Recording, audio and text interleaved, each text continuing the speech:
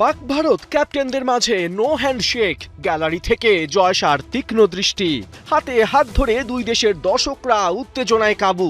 পাকিস্তানের mystery bowler Usman তারিক কখন দেখাবেন জাদু?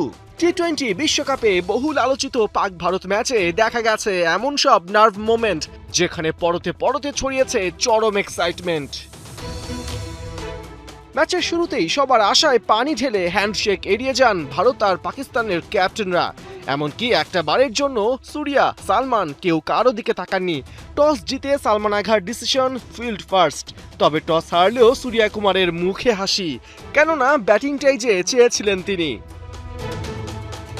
তবে যতই ব্যাটিং চান, প্রথম ওভারেই অভিষেক শর্মার উইকেট হারাতে হয় ভারতকে। বিনা রানে তাকে তুলে নেন খোদ পাক ক্যাপ্টেন সালমান আঘা। অবশ্য এরপরেই ঈশান কিষানের তাণ্ডব। ভারতের সবচেয়ে ইনফর্ম ব্যাটার তৃতীয় ওভারই হাঁকান এক ছক্কা আর দুই বাউন্ডারি। ফ্যাল চোখে যা চেয়ে দেখেন শাহিন আফ্রিদি। এরপর সালমান আঘা, সাইম আইয়ুব, আবরার আহমেদ সবার ওপরেই ঝাল মেটান ঈশান কিষান। তিলক ভার্মাকে অপর প্রান্তে রেখে দলকে পাওয়ার প্লে টেনে দেন এক উইকেটে 52 রান। এখানেই শেষ নয়, সপ্তম ওভারেই আবরারকে বাউন্ডারি ছাড়া করে 27 বলে ঈশান তুলে নেন 50। প্রশ্ন উঠতে থাকে, ক্রিজে দুই বাঁহাতি ব্যাটার সত্ত্বেও কেন উসমান তারিককে অ্যাকশনে আনছেন না সালমান আঘা?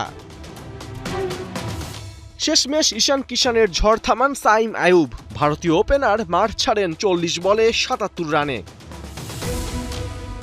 অবশেষে 11তম ওভারে উসমান তারিককে ক্রিজে আনেন সালমান আঘা। তবে সূর্যা আর তিলক যে আগে থেকেই প্রস্তুত। উসমানের প্রথম ওভারে 6 আর পরের ওভারে তুলে নেন 10 রান। ভারতের রানে লাগাম পরানোর কাজটা করেন সাইম আইয়ুব। 15তম ওভারে back to back Tilak Varma আর হার্দিক পান্ডিয়ার উইকেট তুলে পাকিস্তানকে ম্যাচে ফেরান। উসমান তারিক একদম খালি হাতে যে ফিরেছেন সেটাও নয়। 19তম ওভারে 32 রানে সূর্যা কুমার যাদবকে আউট করেন। নিজের 4 ওভারে কোটা শেষ করেন 24 রান খরচায়। শেষ পর্যন্ত টিম ইন্ডিয়ার টোটাল দাঁড়ায় 7 উইকেটে 175 রান।